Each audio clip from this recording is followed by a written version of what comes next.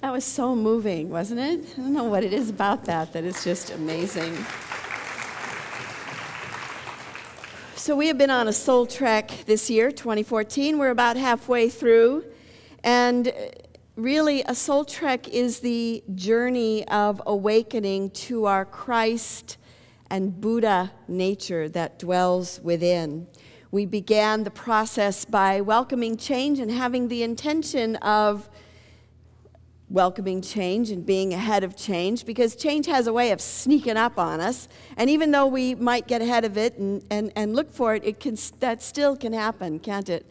And yet that is a part of life. So that was one of our focuses. We also focused on letting go and releasing and making room in our lives. We looked at our 5 unity principles, which we'll be looking at for the rest of this year as well. We focused and celebrated the divine masculine and the divine feminine. And then this month, our focus is on principle number 4, which is prayer and meditation, and principle number 5, which is taking the unity principles and actually living them in our lives. And we had a wonderful example last week when Judy Gribble came up and spoke with us about her experience of taking a challenging situation and transforming it into something positive. I also want to look at our second teaching, which is the Spirit of God indwells all being, that it is our Christ nature, it is our Buddha nature. One of the ways that we live the principles in our lives is through selfless service and karma yoga being the yoga of action. And that is that every act becomes an opportunity for awakening. Whether you are sweeping the floor or painting a fence or cooking a meal, everything becomes an act of worship. The truth is that everything that we do, when we do it with compassion and loving kindness, it becomes an act of selfless service, does it not? So as you already heard, we have the Buddha relics in the house. How many of you have already gone down and seen the relics? And how many of you have not? So for those of you who have not, I invite you to give yourself a great gift and to walk through the different relics that are down there. So what is a Buddha relic? A Buddha relic is a part of the remains of awakened souls, including the remains of Siddhartha, of the Buddha, the first Buddha.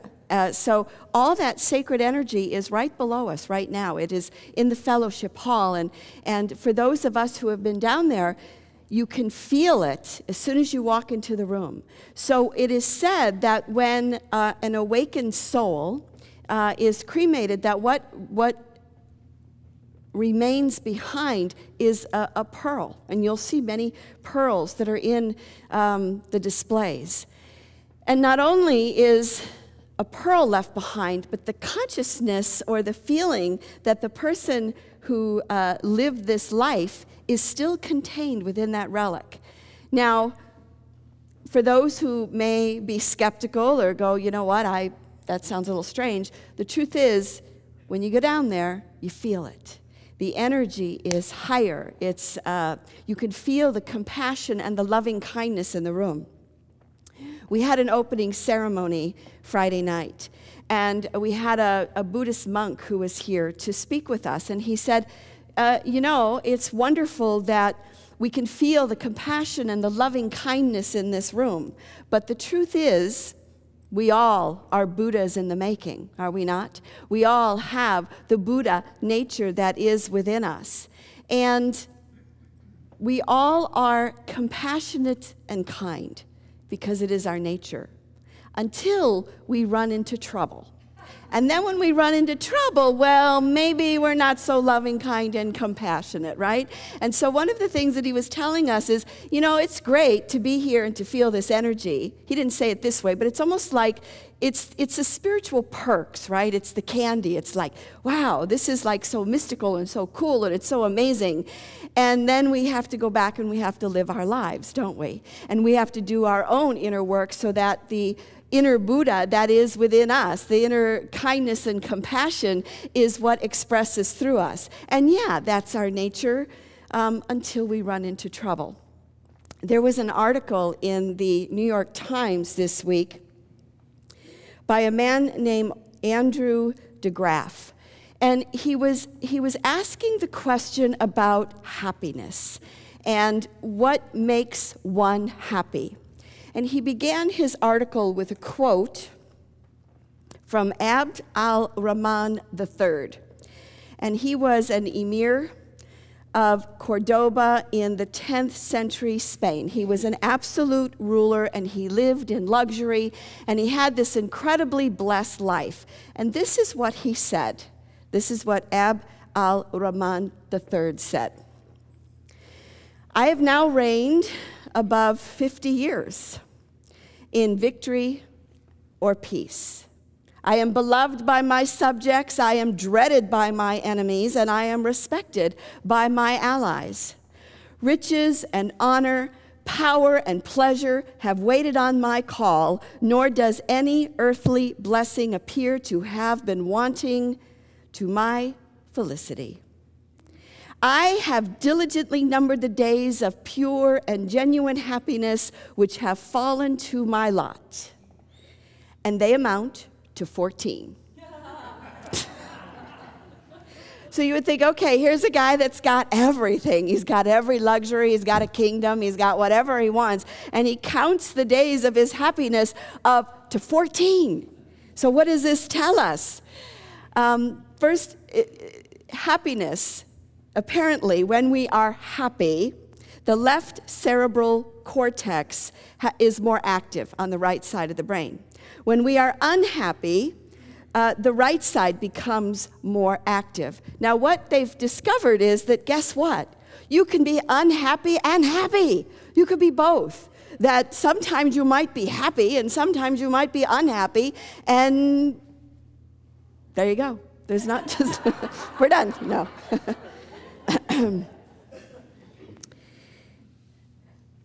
There was also a study that was done at the University of Rochester in 2009, and it was tracking the success and the happiness of some of the graduates, of 147 graduates. And they asked them to state their goals, and there were two different kinds of goals that people had. One were intrinsic goals, and that is meaningful relationships in my life, you know, connected to my family, connected to my community. And then there were the extrinsic goals, which are I want to make a lot of money, I want to be very successful, I want to achieve all this fame and success and whatever in my life. And what they discovered was that the people who had the intrinsic goals were actually happier. Those who had the extrinsic goals had more negative emotions such as shame, as fear, and even suffered from physical maladies.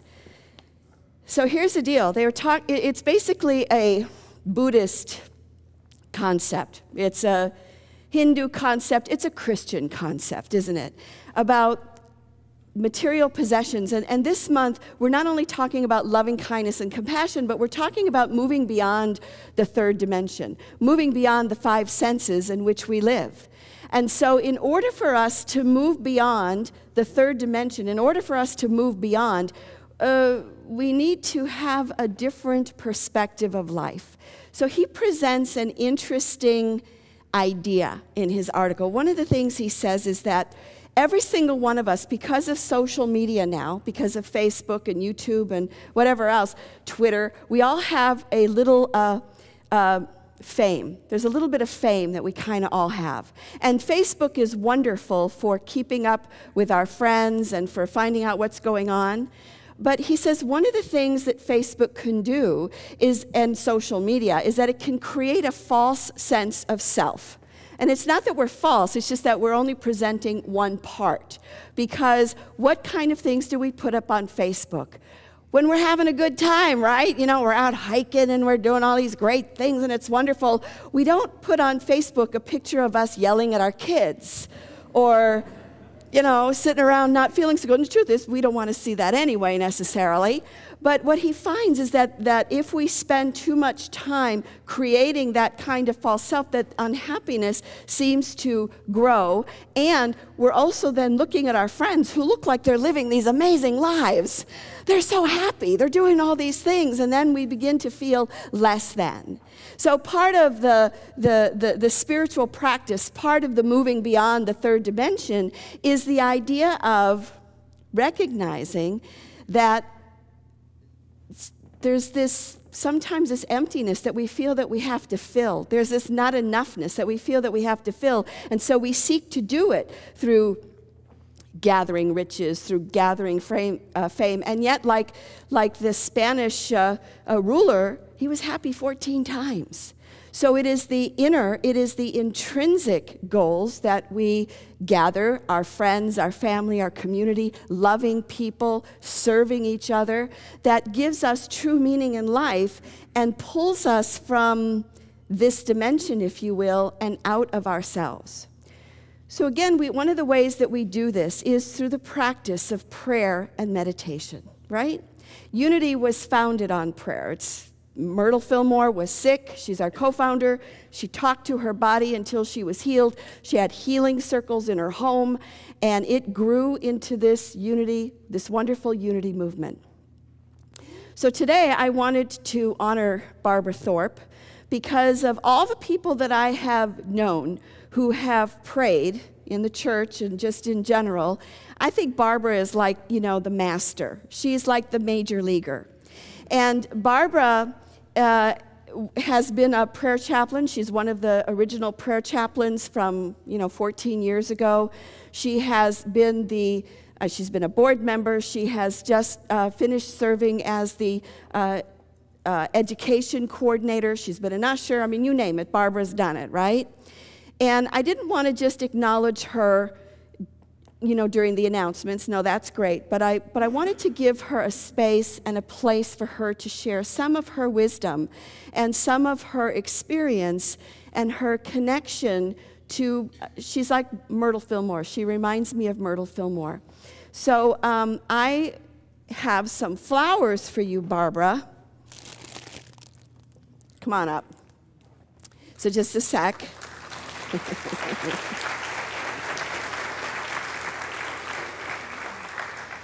So Barbara doesn't like cake necessarily. She likes pie. So we have a cake in the lobby, but we also have pies, lots of pies for you after the service.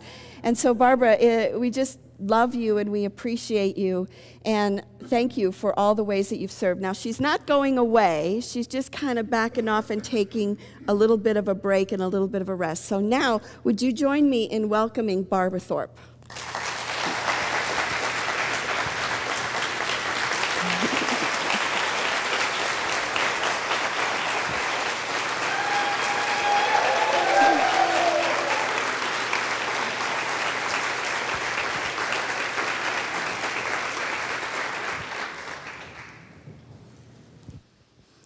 Thank you, beloved ones. I didn't plan on tearing up here. When I first attended this church, it was the meditation of Judy Sherman that touched the core of my being. I wanted more of that connection. I did some prayer and meditation at home, and it was kind of like the random acts of prayer and meditation. It was inconsistent and random, and I got inconsistent and random results. It wasn't till Reverend Karen offered the Life of Prayer class here and formed the prayer team, which she started shortly after. None of us remember the year the prayer team started. We've talked about it, and we can't figure it out, but I think it was the second year Karen was here. There are several people here that were on that first prayer team. Susan Waldron, Johnny Woods, Robbie Fonstock, and myself. Is there anybody I missed? Well, the prayer team fostered my daily prayer practice. I made that commitment to pray for those names, and I did it. It became my sacred service to the world. I went on and took the prayer class for 4 more times, once because I needed it for credit, mostly because I love prayer and wanted to learn more about the affirmative prayer as taught by Myrtle and Charles Fillmore. Now, others may say that I might be a slow learner. I strive to have the faith that passes understanding, that Myrtle Fillmore lived and demonstrated. She was 41 years old. She had 3 young children, and her physician told her she had 6 months to live. A friend, and often don't our friends guide us, invited she and Charles to a lecture by E.B. Weeks. E.B. Weeks was trained by Emma Curtis Hopkins in Christian Science. And at that lecture, Myrtle heard, "I am a child of God, and therefore I do not inherit illness. God loves me."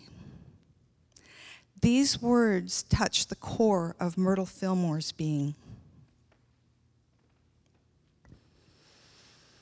She went home and started to practice.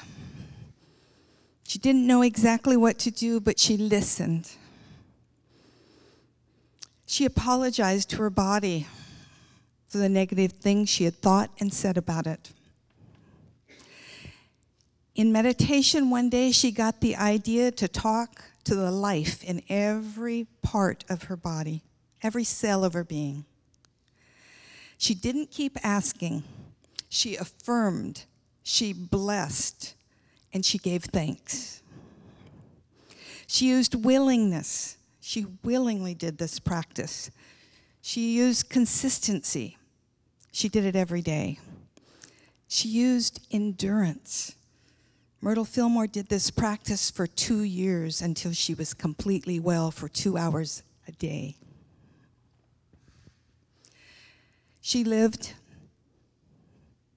to 86. It was her commitment with faith in the divine presence within her that healed her. It was not enough for her to know these principles. She needed to bring them in the world, and she did with her healing practice, with her prayer practice, and with the founding of Unity. She practiced sacred service in the world. And I invite all of you to practice sacred service in the world in its many forms. First, pray and meditate to prepare yourself for life. For life happens with challenges and opportunities for all of us. And second, go forth to be a blessing wherever you are and whatever you're doing. Namaste.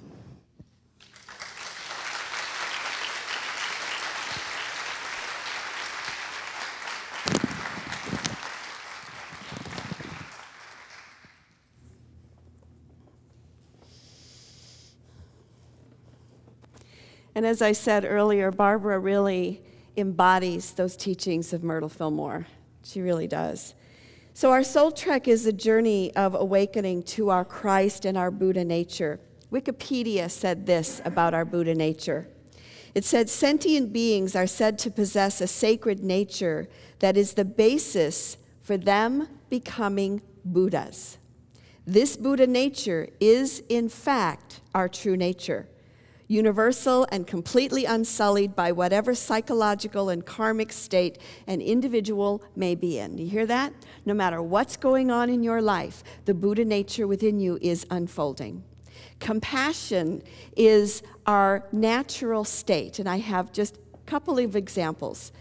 So I was in Spokane in May for Caroline's graduation, and I was sitting out on a terrace with my girlfriend, and we were sitting, the river was nearby, and we were all everybody was sitting out on the terrace, people were drinking and eating and whatever, and all of a sudden I looked up, and on the 4th floor, and this all happened in slow motion, I saw something fall from the window, and it was the screen began to fall, and right behind the screen I saw a toddler. I saw the little face and started to fall. And again, all this is in slow motion. What was interesting, shows me the Buddha nature in compassion in all beings, is everybody who was sitting out on that terrace, everyone who saw it at the same time, every single person jumped up and started to run to catch the baby. There was not one person who didn't do it. Now, luckily, the parent was up in the room and caught the baby by the legs before it went totally out.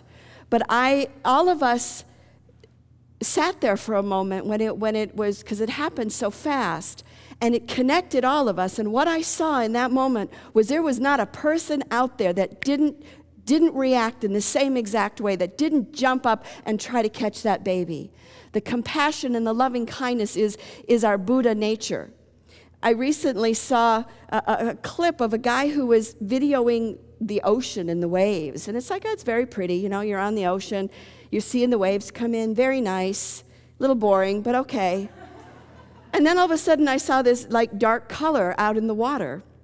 And the dark color got closer and closer, and it turned out to be a pod of dolphins, and all of them beached at the same time. There were about 15 of them, and they're all stuck in the sand, and they're all, wiggling around. And this guy who had the camera continued to film these dolphins that were beached. Spontaneously, every person on that beach grabbed hold of the tail of one of the dolphins and dragged it out to the water and held it until it could swim back out. And, there were about 15 people that just jumped in and started doing it until every dolphin was off the beach and back out to sea. You know how long it took? 3 minutes. It took 3 minutes. Nobody discussed it. They didn't get a committee together first. It was like everybody all of a sudden just jumped in to help save the dolphins. In the same way, everybody jumped up to save that baby. Was it our baby? No, but it's our baby. Is it our dolphins? Yes, it's our dolphins. So loving kindness, compassion, the Buddha nature is the core of who we are. And as the Buddhist monk said on Friday, he said, compassion is our nature until we run into trouble. So we have seen a lot of trouble this week, haven't we, with the downing of the commercial airliner and many people being killed in Gaza and Israel and Iraq. So I would like to begin to close by sending the loving kindness prayer. So we all know the loving kindness prayer, which is, may you be free from danger, may you have mental happiness, physical happiness, may you have ease of well-being. So what I'd like you to do right now is we focus on all those who lost their lives, whether it be in the downing of the airline or war, they're all war, but Gaza, Palestine, Israel, Iraq, and all the families that are affected. We use the pronoun you. May you be free from danger. May you have mental happiness. May you have physical happiness. May you have ease of well-being. Just let that go. Let it go from your heart.